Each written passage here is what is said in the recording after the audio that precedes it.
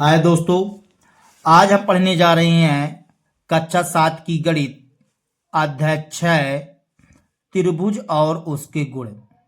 इसके पहले हम आपको अध्याय 5 पढ़ा चुके हैं बच्चों। यदि आप वे वाला वीडियो न देख पाए हों तो आप हमारे चैनल के प्लेलिस्ट में जाकर के प्रत्येक वीडियो को सीरियल बाय सीरियल देख सकते हैं। तो देखेंगे बच्चों, त्रिभुज और उसके गुण के बारे में हम पढ़ेंगे। त्रिभुज को जानेंगे और उसके गुणों को भी पहचानेंगे बच्चों। तो चलिए आगे हम त्रिभुज से संबंधित बात कर लेते हैं बच्चों। तो देखेंगे आप त्रिभुज की परिभाषा से संबंधित आगे बात करते हैं कि त्रिभुज क्या कहलाता है। तो देखेंगे बच्चों,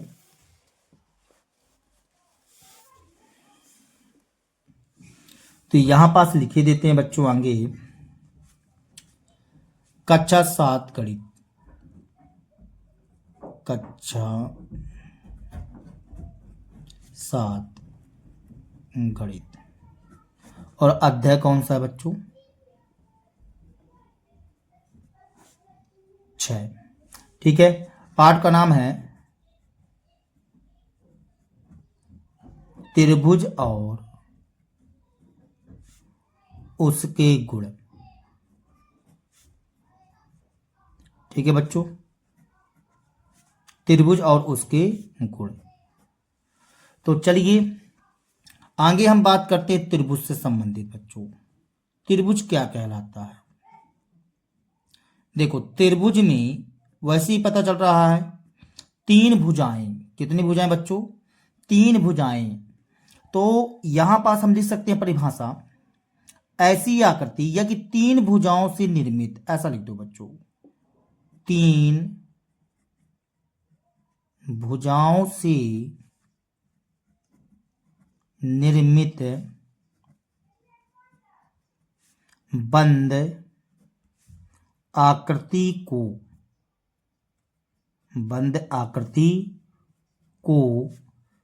त्रिभुज कहते हैं। त्रिभुज कहते हैं बच्चों। 3 भुजाओं से निर्मित बंद आकृति को त्रिभुज कहते हैं। मतलब 3 भुजाएं तो होनी चाहिए, लेकिन साथ में क्या होनी चाहिए बच्चों? बंद होनी चाहिए। यदि बंद नहीं है तो आप उसको त्रिभुज नहीं बोल पाएंगे। क्या बोला गया है कि 3 भुजाएं होनी चाहिए और साथ में बंद आकृति होनी चाहिए। ये देखिए 3 भुजाएं तो हैं, लेकिन बंद भी है ना बच्चों। तो 3 भुजाओं से निर्मित बंद आकृति को त्रिभुज कहा जाता है। खुली आकृति को आप त्रिभुज थोड़ी बोल पाएंगे। 3 भुजाओं से निर्मित बंद आकृति को त्रिभुज कहा जाता है बच्चों। तो 3 भुजाएं होनी चाहिए और बंद आकृति होनी चाहिए, तब हम उसको बोल सकते हैं त्रिभुज बच्चों। ठीक है, देखिए इसको हम बोलते हैं भुजाएं। क्या बोलते हैं? भुजाएं। ए भी भुजा कहला जाएगी, ए भी भुजा कहला जाएगी। इसको हम बोलते हैं शीर्ष। क्या बोलते हैं बच्चों? शीर्ष। और यहां पास जो ऐसा बनता है इसको बोलते हैं कोण। क्या बोलते हैं बच्चों? कोण। बात समझ में आई? तो किसी त्रिभुज में बच्चों, किसी त्रिभुज में 3 भुजाएं, 3 शीर्ष तथा 3 कोण होते हैं। 3 कोण होते हैं इस तरह से बच्चों। ठीक है, किसी त्रिभुज में 3 भुजाएं होती हैं, 3 शीर्ष होते हैं और 3 कोण होते हैं बच्चों। तो ये रही त्रिभुज की परिभाषा। अब हम बात करते हैं इसके गुणों के बारे में। तो देखिए बच्चों, त्रिभुज जो है, यदि भुजाओं के आधार पर बात किया जाए तो यहां हम लिखते हैं भुजाओं के आधार पर बच्चों, भुजाओं के आधार पर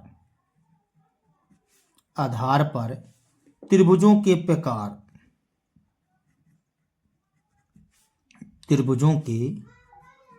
बच्चों। ठीक है, किसके आधार पर बच्चों? भुजाओं के आधार पर। तो भुजाओं के आधार पर बात कर रहे हैं त्रिभुजों के प्रकार। तो भुजाओं के आधार पर त्रिभुज जो होते हैं वो 3 प्रकार के होते हैं। कितने प्रकार के होते हैं? 3 प्रकार के। तीन प्रकार के होते हैं। तीन प्रकार के होते हैं। कौन कौन सा बच्चों? पहला समबाहु त्रिभुज, समबाहु त्रिभुज। दूसरा समद्विबाहु, समद्विबाहु त्रिभुज। तीसरा बच्चों विषमबाहु त्रिभुज, विषमबाहु त्रिभुज, विषमबाहु त्रिभुज। ठीक है बच्चों, समबाहु त्रिभुज, समद्विबाहु त्रिभुज और विषमबाहु त्रिभुज। तो ये बताइए, इसमें तीनों की परिभाषा जानना और अच्छी तरह से समझना है बच्चों। और साथ में आपको ध्यान रखना है, ये जो है तो आपको हर क्लासों में जो है तो एक काम की चीजें रहेंगी। बात समझ में आया? ये नहीं है कि 7वीं बस के लिए है। गणित की तो यही खासियत होती है, हर क्लासों में जैसे बढ़ते जाएंगे आपको जो है तो आगे की क्लासों में वो काम आता जाएगा बच्चों। ठीक है, तो आगे हम पढ़ेंगे समबाहु त्रिभुज के बारे में। तो यहां हेडिंग हम डालते हैं पहला नंबर समबाहु त्रिभुज, समबाहु त्रिभुज। ठीक है बच्चों, समबाहु त्रिभुज किसे कहते हैं? तो समबाहु त्रिभुज कहलाता बच्चों ऐसा त्रिभुज जिसकी तीनों, सम मतलब बराबर, बाहु मतलब भुजाएं, त्रिभुज मतलब ऐसा त्रिभुज जिसकी सभी भुजाएं क्या हूं? एक समान लंबाई की हूं बच्चों, वो कहलाता है समबाहु त्रिभुज। भुजाओं के आधार पर समझ रहे हैं बच्चों आप? ठीक है, तो समबाहु त्रिभुज कहलाता है ऐसा त्रिभुज, ऐसा त्रिभुज जिसकी तीनों भुजाएं, तीनों भुजाएं एक समान, एक समान लंबाई की हों तो ऐसे त्रिभुज को, ऐसे त्रिभुज को समबाहु त्रिभुज कहते हैं, समबाहु त्रिभुज कहते हैं। मतलब ऐसा त्रिभुज जिसकी तीनों भुजाएं एक समान लंबाई की हों, तो ऐसे त्रिभुज को क्या कहते हैं बच्चों? समबाहु त्रिभुज कहते हैं। जैसे देखो बच्चों, ये हमने एक त्रिभुज बनाया, यहां पास ए वाली भुजा देखिए संकेत बना रहे हैं, इसमें डबल चिन्ह, तो इसमें भी डबल चिन्ह, इसमें भी डबल चिन्ह। ये चिन्ह बता रहा है कि मैं इसके बराबर हूं, मैं इसके बराबर, मतलब तीनों भुजाएं क्या हैं बच्चों? बराबर है। तो यह समबाहु त्रिभुज कहलाया। यहां नाम देना चाहो तो नाम दे दो ए बी सी। यहां ए बी जो है, ए बी भुजा बी सी के क्या है? बराबर है, और ए सी के भी बराबर है, मतलब तीनों भुजाएं क्या हैं? बराबर हैं बच्चों। तो ये कहला गया समबाहु त्रिभुज।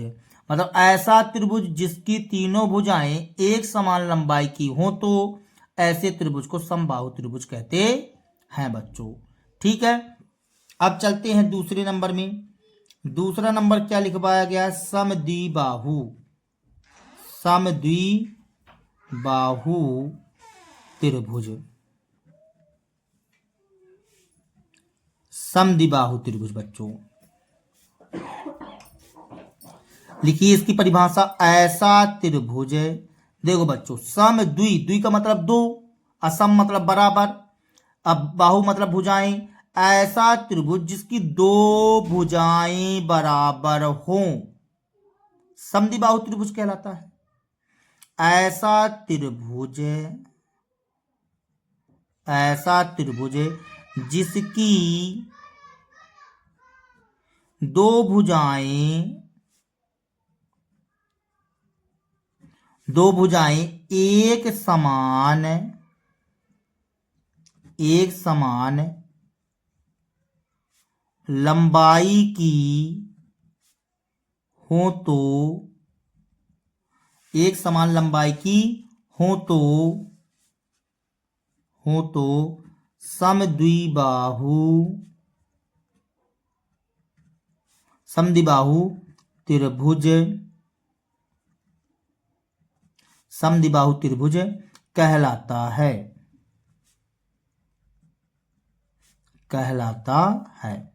तो हमने क्या लिखा है बच्चों, ऐसा त्रिभुज जिसकी दो भुजाएं एक समान लंबाई की हों। दो भुजाएं बच्चों, दो भुजाएं, कितनी भुजाएं, दो भुजाएं। ठीक है, देखो जैसे हम यहां पास चित्र बनाए देते हैं, जैसे देखो बच्चों यहां पास ए वाली भुजा ना इसके क्या है बराबर, इसमें तो हमने टिके नहीं मारा है, तो ए वाली भुजा इसके बराबर है। नाम देना चाहो तो यहाँ ए, यहाँ बी, यहाँ सी, ऐसा कर दो बच्चों। ठीक है, तो यहाँ ए बी बराबर ए सी, ए बी बराबर ए सी, दो भुजाएं क्या है बच्चों, बराबर हैं, तो यह कहला जाएगा समद्विबाहु त्रिभुज बच्चों। कौन सा त्रिभुज कहला जाएगा, समद्विबाहु त्रिभुज बच्चों। ठीक है, अब चलते हैं किसमें बच्चों, विषमबाहु त्रिभुज में। तो तीसरा पॉइंट लिखते हैं यहां पास, तीसरा पॉइंट विषम बाहु त्रिभुज।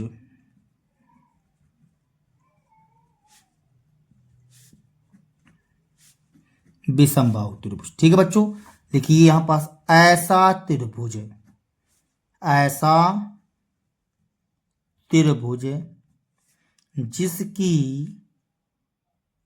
जिसकी तीनों भुजाएं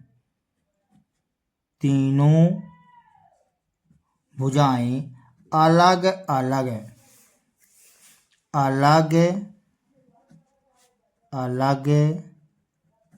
माप की या अलग अलग लंबाई की, ऐसा लिख लो, अलग अलग लंबाई की हों तो वह विषम बाहु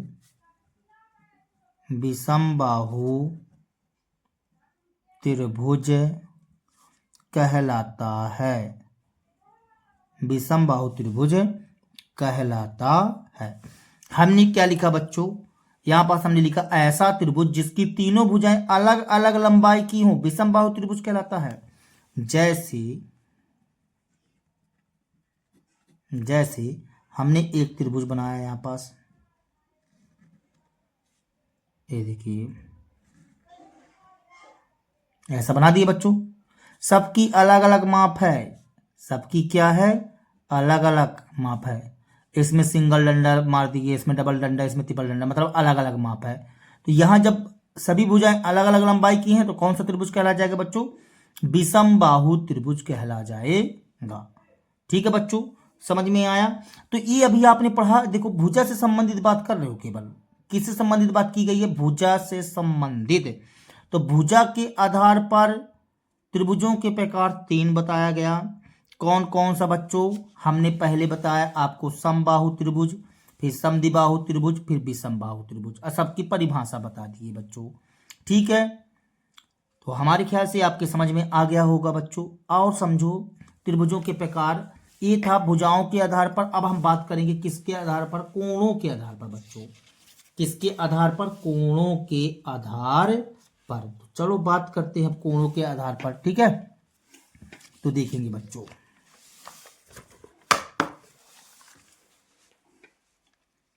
तो यहां लिखते हैं कोणों के आधार पर,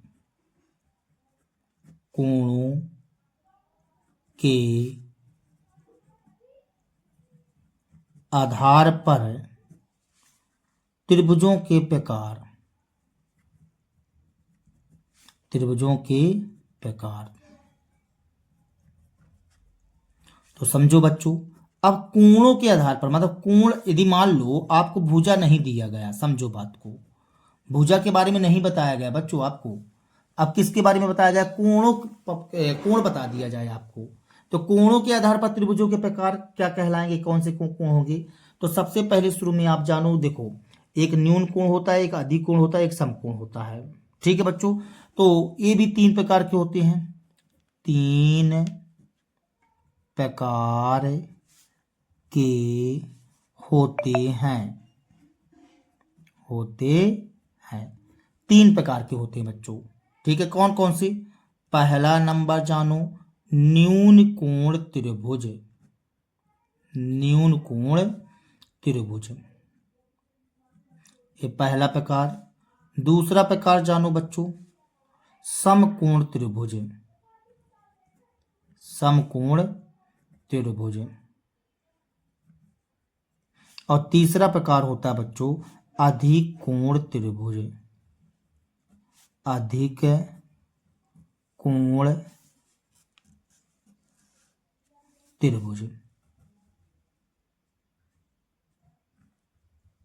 अधिक कोण त्रिभुज बच्चों। ठीक है, तो न्यून कोण त्रिभुज, समकोण त्रिभुज और अधिक कोण त्रिभुज। अब हम जानेंगे पहला नंबर बच्चों न्यून कोण त्रिभुज के बारे में, न्यून कोण त्रिभुज के बारे में आगे आप जान लो। तो देखो बच्चों, न्यून कोण त्रिभुज क्या कहलाता है? न्यून का मतलब होता है ऐसा कोण जो 90 अंश से कम हो बच्चों। बात को समझते हैं, 90 अंश से कम हो। तो यहां पास लिखिए ऐसा त्रिभुज, ऐसा त्रिभुज जिसका प्रत्येक कोण, प्रत्येक कोण 90 अंश से कम हो, 90 अंश से कम हो तो वह त्रिभुज, वह त्रिभुज न्यून कोण त्रिभुज कहलाता है, न्यून कोण त्रिभुज कहलाता है। इस तरह से बच्चों। ठीक है, तो न्यून कोण त्रिभुज क्या कहला गया बच्चों? ऐसा त्रिभुज जिसका प्रत्येक कोण 90 अंश से कम हो, या कि ऐसा भी लिख सकते हो कि जिसका प्रत्येक कोण न्यून कोण हो, ऐसा भी लिखा जा सकता है। ठीक है, तो ऐसा त्रिभुज जिसका प्रत्येक कोण 90 अंश से कम हो तो वह त्रिभुज न्यून कोण त्रिभुज कहलाता है। जैसे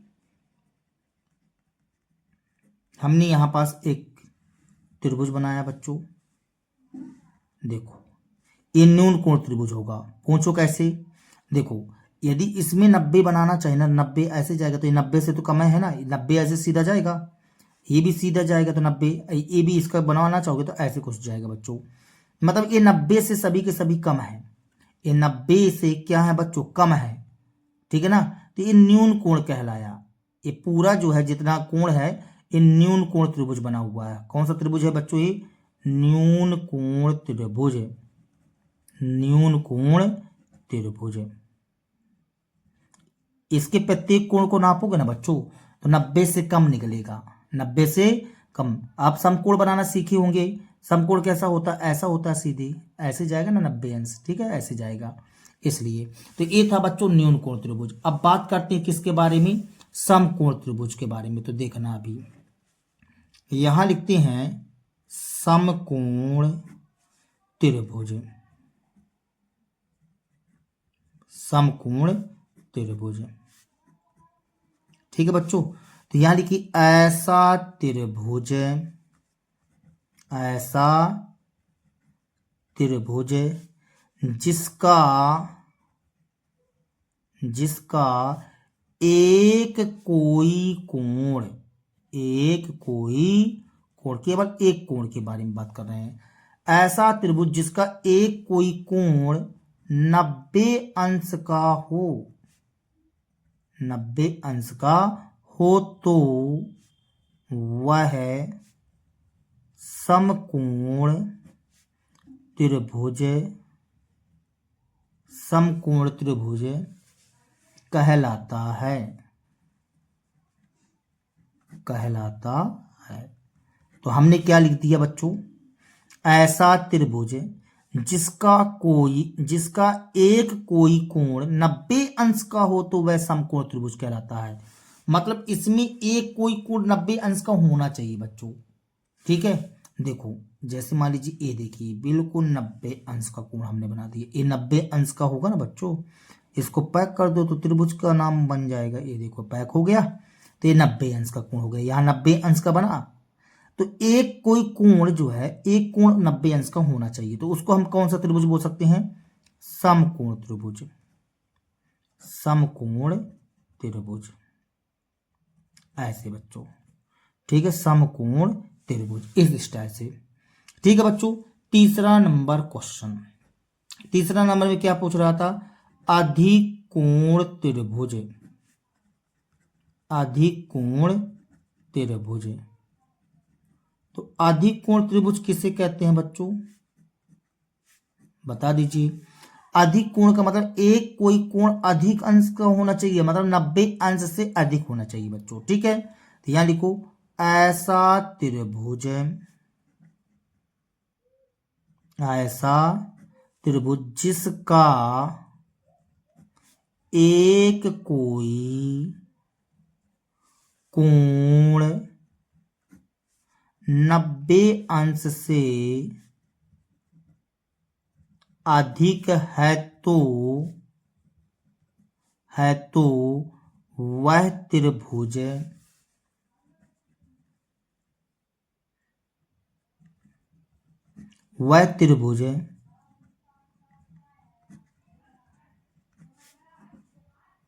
अधिकोण त्रिभुज कहलाता है। तो अधिकोण त्रिभुज कौन सा त्रिभुज कहलाएगा बच्चों? ऐसा त्रिभुज जिसका एक कोई कोण 90 अंश से अधिक हो बच्चों। 90 अंश से क्या हो? अधिक हो, तो वह त्रिभुज अधिकोण त्रिभुज कहलाता है। 90 से अधिक होना चाहिए बच्चों। जैसे में देखो, हम यहाँ ऐसा सीधा बना दो ना, 90 का बनेगा, जैसे अभी बनाए थे आप 90 का। ठीक है ना, तो हम 90 से इसको ज्यादा करते हैं, ये देखो ऐसा हमने ज्यादा कर दिया ना। यदि हम इसको सीधा कर देते तो ये 90 का बन जाता, तो ये 90 से अधिक हो गया ना। 90 से अधिक, ये कहला गया 90 से अधिक, मतलब अधिक कोण। अधिक कोण कहला गया, मतलब एक कौन सा त्रिभुज कहला गया? अधिक कोण त्रिभुज बच्चों। ठीक है, बात समझ में आई बच्चों आप लोगों के? तो चलो अभी हमने जाना कोणों के आधार पर त्रिभुजों के प्रकार। कोणों के आधार पर त्रिभुजों के प्रकार। अब हम पढ़ते हैं बच्चों त्रिभुज की माध्यिकाओं के बारे में। किसके बारे में पढ़ेंगे? त्रिभुज की माध्यिकाएं। त्रिभुज की माध्यिकाएं।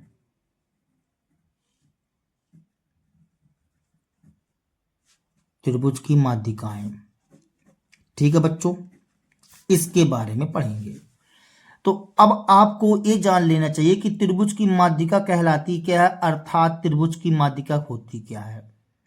तो देखो बच्चों, चलिए हम यहां पास माध्यिका की हेडिंग डाल करके आपको समझा देते हैं माध्यिका क्या कहलाती है। तो माध्यिका कहलाती है बच्चों त्रिभुज के शीर्ष से सामने वाली भुजा को समान दो भागों में बांटती है। त्रिभुज की क्या कहलाती है? माध्यिका कहलाती है बच्चों। ठीक है ना, देखो कहां से खींचना पड़ता है? त्रिभुज के शीर्ष से। यहां लिखो त्रिभुज के शीर्ष से सामने वाली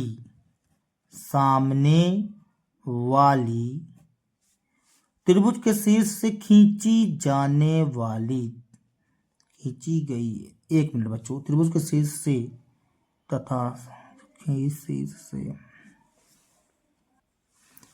त्रिभुज के शीर्ष से सामने वाली भुजा, ऐसा लिखो बच्चों। त्रिभुज के शीर्ष से सामने वाली भुजा को समान दो भागों में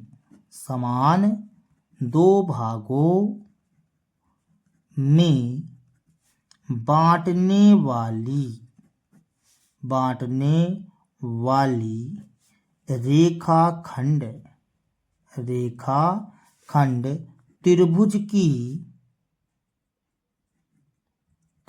की माध्यिका कहलाती है। माध्यिका कहलाती है। बात समझ में आई बच्चों? फिर से समझो। त्रिभुज के शीर्ष से, देखो हम आपको चित्र के माध्यम से समझाते चले बच्चों तो ज्यादा आपके खोपड़ी में फिट होगा। ठीक है, देखो जैसे ये त्रिभुज हो गया, हमने क्या बोला? त्रिभुज के शीर्ष से, ये शीर्ष कहला गया। शीर्ष से सामने वाली भुजा, इसके सामने वाली भुजा एक कहला गई। सामने वाली भुजा को समान दो भागों में बांटने वाली रेखाखंड त्रिभुज की माध्यिका कहलाती है। तो शीर्ष से इसको, सामने वाली भुजा को क्या करे? समान दो भागों में बांटे। तो मान लो सपोज दैट ए बिंदु कहलाएगा बच्चों बीचों बीच में। ठीक है, यह इसको दो बराबर भागों में बांट रहा है बिंदु, तो इसको मिलाने वाला रेखाखंड ए मिलाया बच्चों। तो त्रिभुज के शीर्ष से सामने वाली भुजा को समान दो भागों में बांटने वाली ये रेखाखंड क्या कहलाती है? त्रिभुज की माध्यिका कहलाती है बच्चों। सब मिलाकर के बात कही जाए तो माध्यिका का काम क्या होता है? माध्यिका का काम होता है कि सामने वाली भुजा को वह दो बराबर भागों में बांटेगी। मैन मुद्दा ये होता है। बात समझ में आई?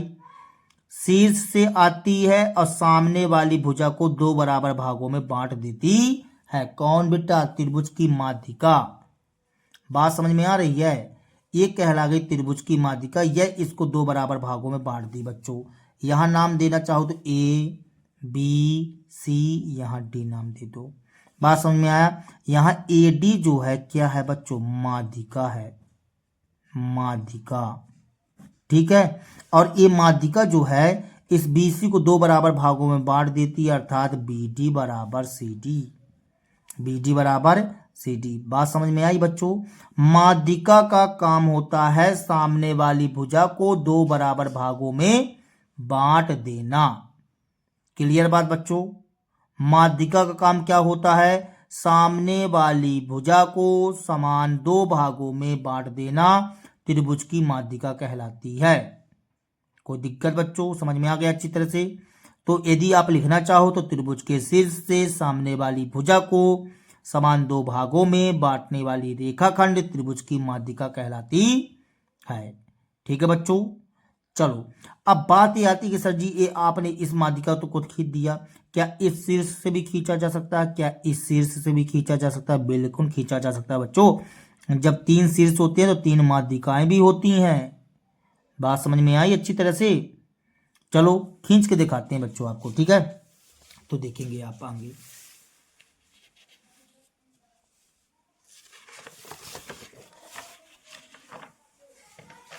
तो देखो बच्चों, अब हम आपको बताते हैं, यहां पास लिखते हैं किसी त्रिभुज में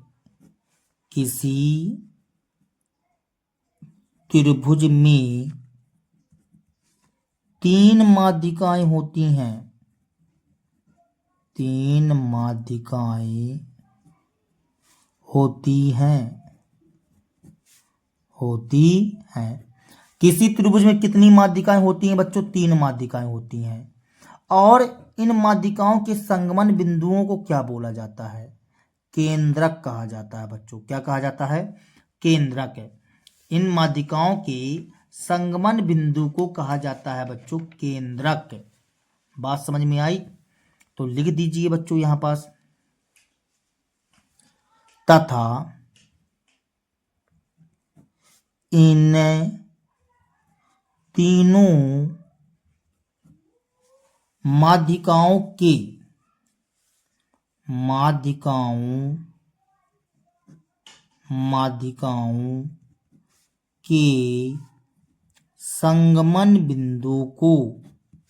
संगमन बिंदु को केंद्रक कहा जाता है। केंद्रक कहा जाता है। ठीक है बच्चों? मतलब किसी त्रिभुज में कितनी माध्यिकाएं खींची जा सकती हैं? तीन माध्यिकाएं। तथा इन तीनों माध्यिकाओं के संगमन बिंदु को केंद्रक कहा जाता है। फिर से बनाते हैं बच्चों त्रिभुज। ये बना दिए।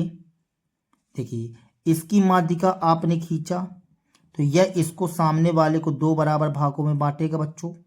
ठीक है, अब जब आप यहां से खींचोगे तो यह भी सामने वाले को दो बराबर भागों में बांटेगा। ये देखो, ये बराबर भागों में बांट दिया।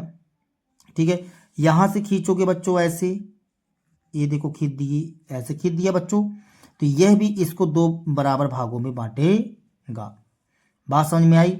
नाम देना चाहो तो नाम दे दो ए बी सी, ये ए डी माध्यिका हो गई। फिर ए डी, यहाँ ई नाम दे दो और यहाँ ई एफ नाम दे दो बच्चों। तो ए डी माध्यिका, बी ई माध्यिका, सी एफ माध्यिका, ये तीन माध्यिका हो गई। और इस संगमन बिंदु को क्या बोला जाता है? केंद्रक है। मान लीजिए हमने इसको बोल दिया ओ, क्या बोल दिया बच्चों? ओ। ये कहलाएगा केंद्रक। क्या कहलाएगा बच्चों? केंद्रक। केंद्रक। ठीक है बच्चों, संगमन बिंदु को, माध्यिकाओं के संगमन बिंदु को क्या कहा जाता है? तो माध्यिकाओं के संगमन बिंदु को केंद्रक कहा जाता है। ठीक है बच्चों, यहां तक परेशानी नहीं होना चाहिए आप लोगों को। तो अभी हमने जाना माध्यिकाओं के बारे में बच्चों। किसके बारे में जाना? माध्यिकाओं के बारे में। एक बात और बच्चों, जैसे मान लीजिए आपको यहाँ पास, जैसे देखिए हमने बताया ना, त्रिभुज माध्यिका का काम होता है केवल सामने वाली भुजा को दो समान भागों में बांटना, और कुछ काम नहीं है। अपना काम नहीं भूलना है, मतलब अपना काम नहीं भूलना है, मतलब माध्यिका भी अपना काम नहीं भूलेगी। जब तुम नहीं भूलोगे तो माध्यिका भूलेगी क्या? नहीं भूलेगी। तो ये बताइए कि इसमें आप ए से सामने वाली भुजा पर माध्यिका डालना है तो कहां पास गिरेगी? माध्यिका का काम होता है केवल कि सर मैं केवल सामने वाली भुजा को दो बराबर भागों में बांटूंगी, बस हो गया। कहां से जाती हूं, कैसे जाती हूं, इससे मतलब नहीं है उसको।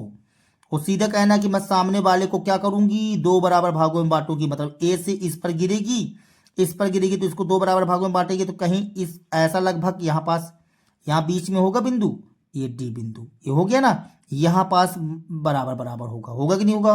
तो ये कहला जाएगा ए डी माध्यिका। ये देखो बच्चों, ये माध्यिका है इस त्रिभुज में। बात समझ में आया? तो इस प्रकार से ये माध्यिका गिरती है बच्चों। क्या गिरती है? माध्यिका। मतलब उसका काम होता है सामने वाले को मैं दो बराबर भागों में बांटूंगी। तो ये देखो दो बराबर भागों में बांट गई, तो यहाँ ए डी, ए क्या कहला गई? माध्यिका कहला गई बच्चों। ठीक है, इस तरह से बच्चों। अब हम चलते हैं त्रिभुज के शीर्ष लंब के बारे में बच्चों। कहाँ चलते हैं? त्रिभुज का शीर्ष लंब। तो लिखते हैं त्रिभुज का शीर्ष लंब। शीर्ष लंब। ठीक है बच्चों, तो त्रिभुज का शीर्ष लंब क्या कहलाता है बच्चों? त्रिभुज के शीर्ष से सामने वाले, जैसे इसका माध्यिका का काम होता है कि सर मैं सामने वाले को दो बराबर भागों में बांटूंगी, तो शीर्ष लंब का काम होता है कि मैं सामने वाले के ऊपर लंब रहूंगा। लंब का मतलब 90 अंश के साथ गिरूंगा। देखो एक कोई जरूरी नहीं कि 90 अंश ही हो, देखो ये 90 अंश तो नहीं होगा, यहाँ 90 जरूर हो सकता है, लेकिन यहाँ तो नहीं है 90। लेकिन इसका शीर्ष लंब का मेन मकसद रहेगा कि मैं सामने वाले पर कैसे गिरूंगा? 90 बना करके गिरूंगा। बात समझ में आई? तो शीर्ष लंब क्या कहलाता है बच्चों? त्रिभुज के शीर्ष से, त्रिभुज के शीर्ष से, शीर्ष से सामने वाली भुजा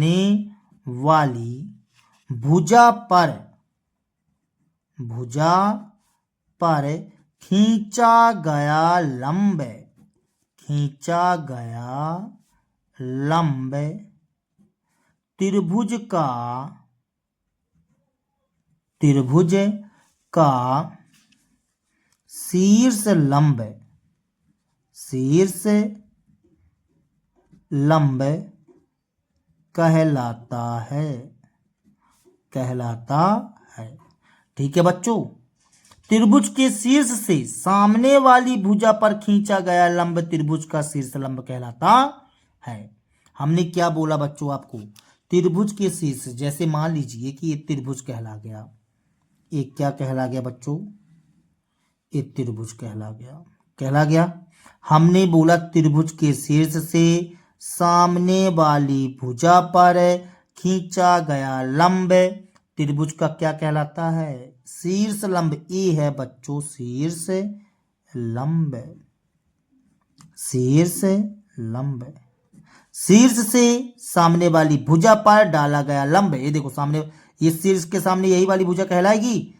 शीर्ष के सामने वाली भुजा पर आपने क्या डाला है? लंब डाला है, 90 अंश डाला है, तो ये कहलाएगा शीर्ष लंब बच्चों। क्या कहलाएगा? शीर्ष लंब। ए बी सी, यहाँ डी नाम दिए देते हैं। बात समझ में आई? अब शीर्ष लंब देखो बच्चों, ये शीर्ष लंब तो हो गया, तो ये जो है तो न्यून कोण त्रिभुज है। कौन सा त्रिभुज है? न्यून कोण त्रिभुज है। यदि मान लीजिए ये न्यून कोण त्रिभुज की पोजीशन है, न्यून कोण त्रिभुज, न्यून कोण त्रिभुज, तो न्यून कोण त्रिभुज में क्या होता है? शीर्ष लंब अंदर ही बनता है। ये देखो इसमें बना है ना, लेकिन यदि इसी की जगह पर यदि आप समकोण त्रिभुज के बारे में बात करो, समकोण त्रिभुज के बारे में, तो समकोण त्रिभुज में बच्चों देखो ऑटोमेटिक ये समकोण होता है, 90 अंश होता है, तो ये देखिए इस पर बनता है, बन रहा है बेटा। ठीक है, तो हमने क्या बोला बच्चों, बात को समझिएगा थोड़ा सा यहां पास ध्यान से। न्यून कोण त्रिभुज में क्या होता है? शीर्ष लंब यहां पास अंदर बनता है बच्चों। कहां बनता है?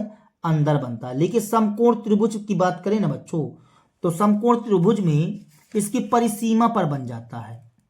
कहां पर बन जाता है बच्चों? परिसीमा पर, मतलब यहां पास बन जाता है बच्चों। देखो यहीं पास ऑटोमेटिक पहले से रहता है। लेकिन अधिक कोण त्रिभुज में शीर्ष लंब कहां बनता है? बाएं भाग में। देखो बच्चों ये आपका अधिक कोण त्रिभुज कहला गया। 90 से अधिक है कि नहीं है? ये 90 से अधिक है कि नहीं है? तो अधिक कोण त्रिभुज में बच्चों, अधिक कोण त्रिभुज में यहां पास क्या बनता है? बाहर बनता है बच्चों। कहां बनता है? बाहर बनता है। अधिक कोण त्रिभुज के बारे में बात करेंगे ना, तो देखिए बाहर कैसे बनेगा। अब ये शीर्ष कहला गया। शीर्ष से आप सामने वाली भुजा पर जब लंब डालते हैं तो देखो ये लंब जा रहा है बच्चों, बाहर बनेगा बच्चों, बाहर। ये देखो यहां पास 90 अंश बना है। यदि हम इसका नाम ए दे दें, इसका नाम बी दे दें, इसका नाम सी दे दें, तो यहां बनेगा डी बच्चों, होगा। तो ए डी कहलाएगा शीर्ष लंब। क्या कहलाएगा बच्चों?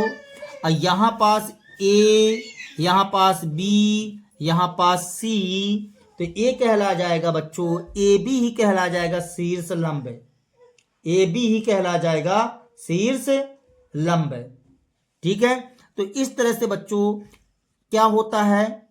न्यून कोण त्रिभुज में त्रिभुज के अंदर मतलब अभियांतर शीर्ष लंब बनता है, समकोण त्रिभुज में परिसीमा पर, और अधिक कोण त्रिभुज में बाहर बनता है बच्चों।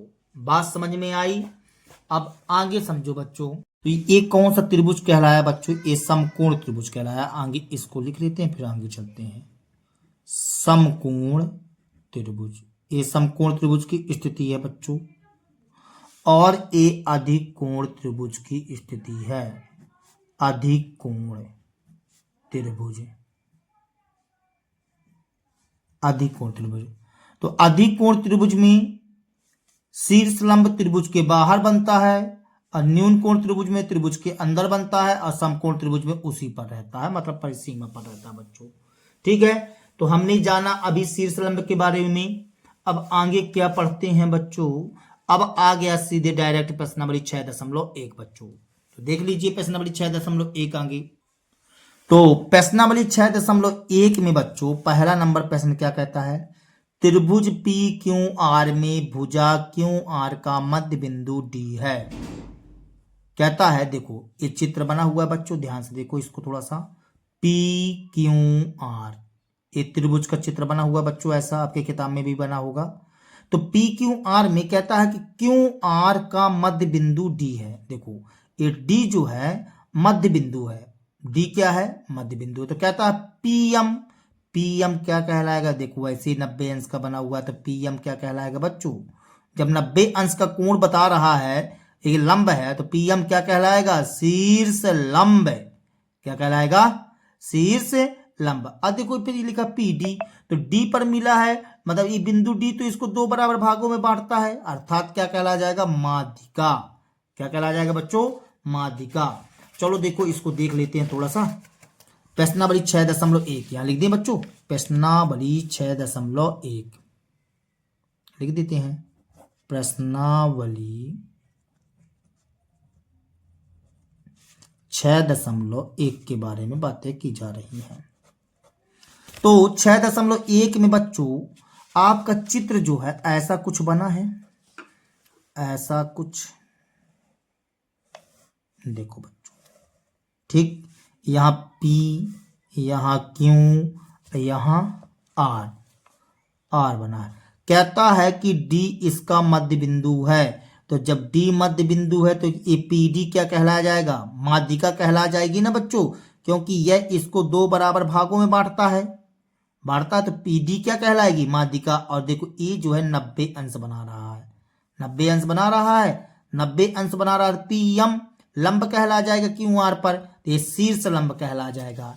तो इसमें पहले नंबर में लिखा हुआ है ऐसा करके, पहले का यहाँ पास PM करके लिखा हुआ है PM। तो PM क्या कहलाया?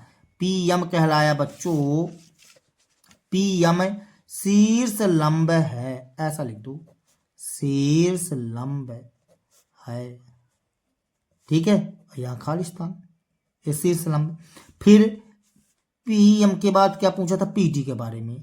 तो PD क्या कहला जाएगा बच्चों? PD, हाँ PD के बारे में बता दो। तो PD क्या कहला जाएगा? PD कहला जाएगा बच्चों माध्यिका। क्या कहला जाएगा? माध्यिका है। इस तरह से बच्चों, ठीक है, माध्यिका है। अब कहता है क्या QM बराबर MR? Question mark. QM बराबर MR? बिल्कुल नहीं। कैसे हो जाएगा बराबर बेटा, बोलो जरा। कहता है कि QM बराबर MR, QM इतना कहलाया और MR इतना कहलाया।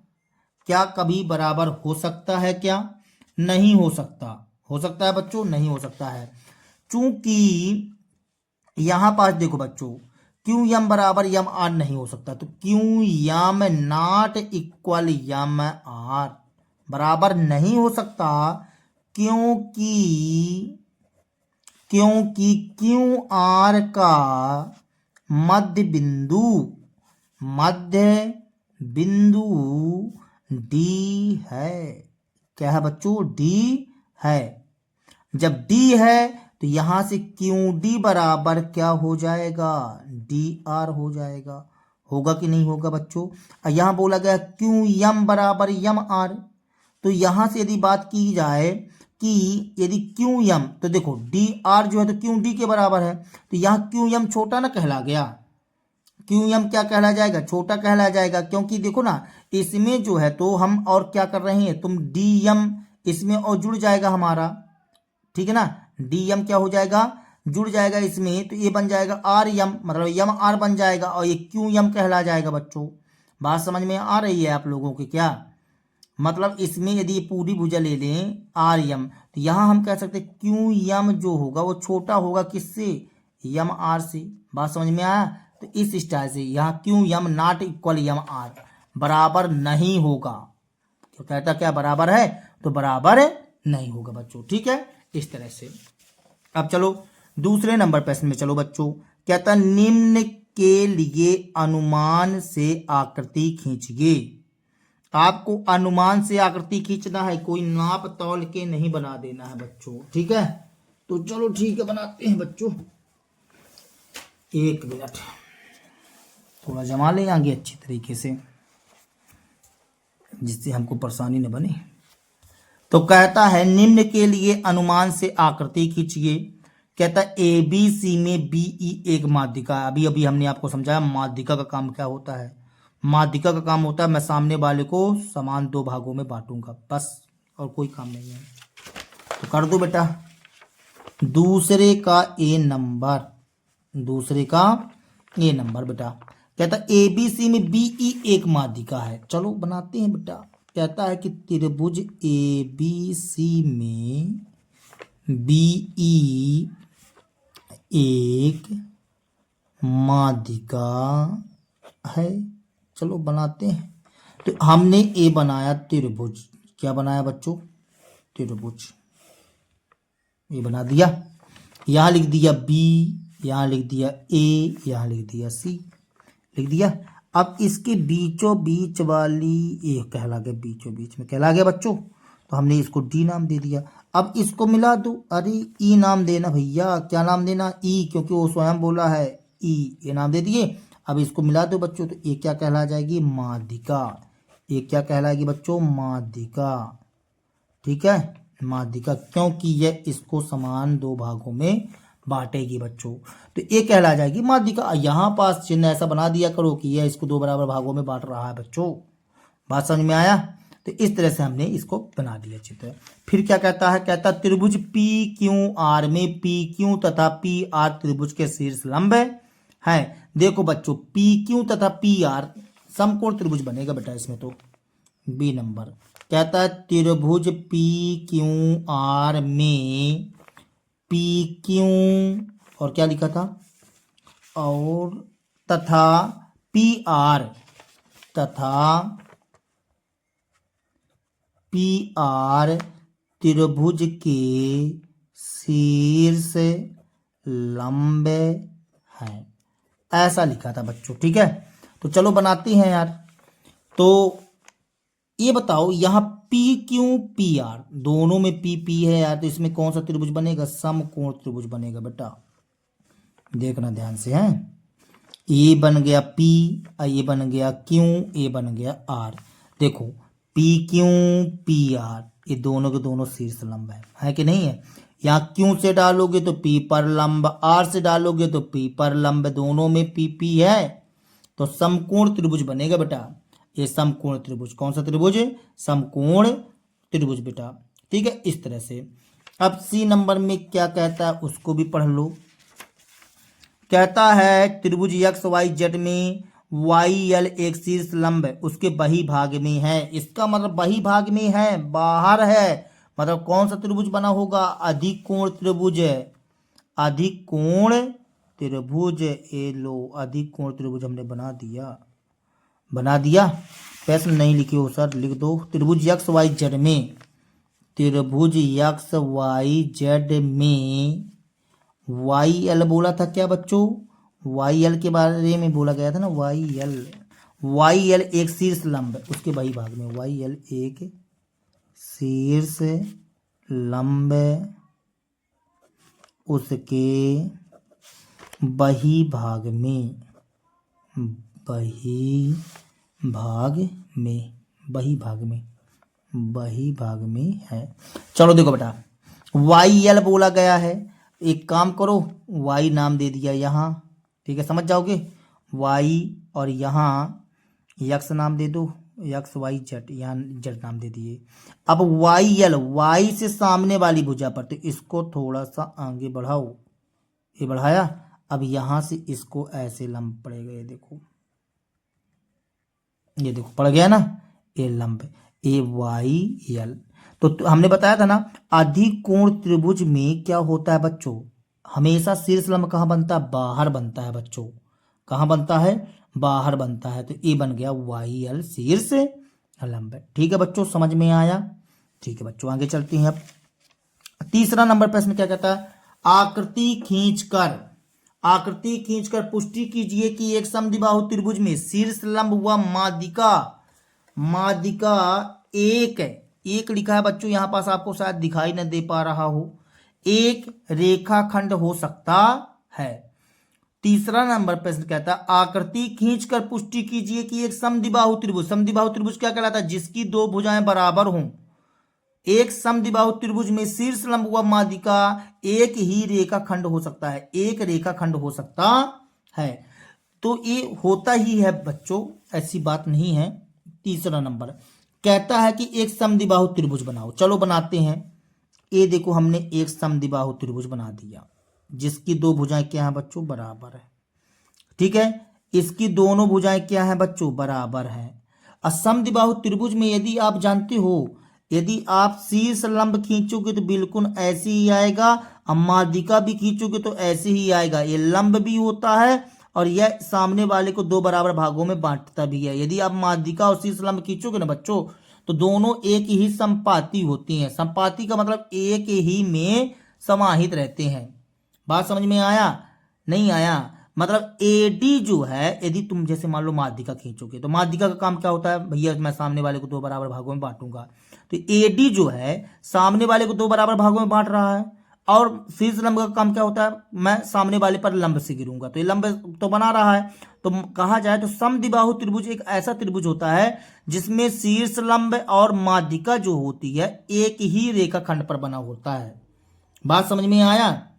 तो आप यहां पास लिखिए बच्चों, ठीक है ना। देखो हम जानते हैं यहां पास कि समद्विबाहु त्रिभुज की दो भुजाएं समान लंबाई की होती हैं, समान लंबाई की होती है। जब समान लंबाई की होती हैं बच्चों, तो यहां पास देखो आप त्रिभुज ABC में तो AB बराबर AC होगा कि नहीं होगा? होगा बच्चों।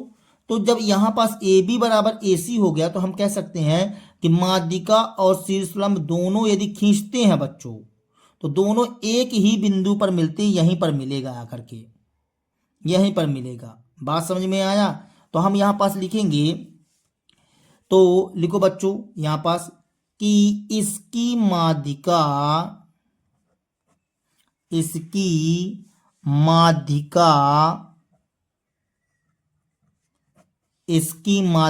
और शीर्ष लंब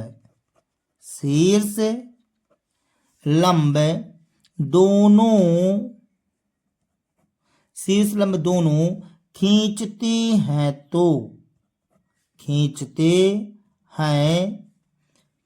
खींचते हैं दोनों खींचते हैं दोनों एक ही बिंदु पर मिलते हैं, मतलब बिंदु डी पर मिलते हैं, एक ही बिंदु डी पर, ऐसा लिख लो बच्चों, डी पर मिलते हैं। इतनी बात समझ में आई? अतः क्या कह देंगे बच्चों? अतः ये आपका जो AD है ना बच्चों, AD त्रिभुज की ठीक है बच्चों, त्रिभुज की क्या क्या क्या कहला जाएगी? माध्यिका भी कहला जाएगी और शीर्षलंब भी कहला जाएगा। तो त्रिभुज की माध्यिका और शीर्ष लंब दोनों ही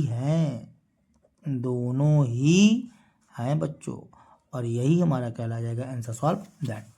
ठीक है बच्चों, तो आई होप कि आप लोगों के समझ में आया होगा बच्चों, मन लगा करके। ठीक है, तो यदि हमारा वीडियो आप लोगों को पसंद आया हो बच्चों तो कृपया हमारे चैनल को सब्सक्राइब कीजिए, लाइक कीजिए एवं शेयर कीजिए बच्चों। मिलते हैं अगले वीडियो के साथ में बच्चों, तब तक के लिए जय हिंद, वंदे मातरम बच्चों।